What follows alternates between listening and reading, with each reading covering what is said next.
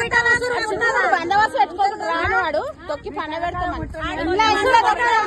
చిన్న చిన్న పిల్లలు ఉన్నారు మాకు కాబట్టి ఆయనకి ఏం రోగమా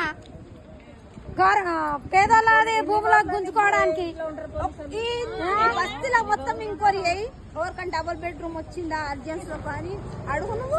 ఆయనకి కరెంట్ బిల్లు మాపు కాలేదు, పింఛనీ రాలేదు.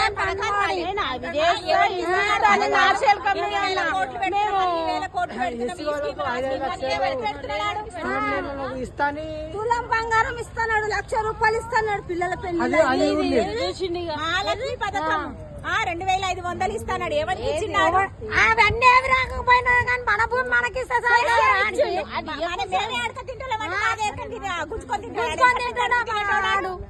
అందుకని ఇన్ని రోజులు ఆయనకి పాలననే వేస్ట్, ఆయనకి పనికి రాదు. ఆడు భూముల్లో దందా చేసుకుని తినే బాడకవాడు అట్లే బతకాడు. కేసీఆర్ ఉన్నప్పుడు ఇంతవరకు మేము చెల్క మీద గొడవ కాలేదు, ఏం కాలేదు. మేము మంచిగా ఉన్నాం. ఇక్కడ గుడిసెలు వేసుకొని మేము మంచిగా ఉన్నాం. గుడిసెలు వేసుకున్నా కూడా వీకేచ్చు, అట్లా అని కూడా ఊకున్నాం. సరే నువ్వు ఏడుండాలో ఆ మోరిలో వాడు సస్తాం. మోరి ఇచ్చినాం కదా ఆడికి రాఘవేంద్రకి